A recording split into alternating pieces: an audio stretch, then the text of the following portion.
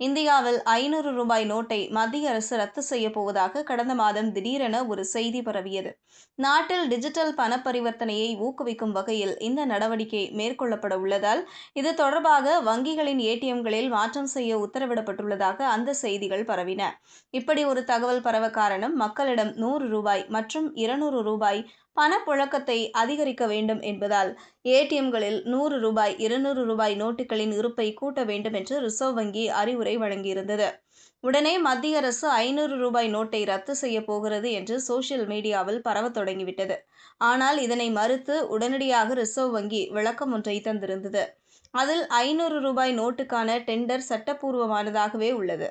Digital பண பரிவர்த்தனையை ஊக்குவிக்கவும், குறைந்த மதிப்பு கொண்ட ரூபாய் நோட்டுகளின் புழக்கத்தை அதிகரிப்பதற்காகவும் 500 ரூபாய் நோட்டுகளை திரும்பப் பெறுவது குறித்து எந்த ஒரு அதிகாரப்பூர்வ அறிவிப்பும் வெளியாகவில்லை.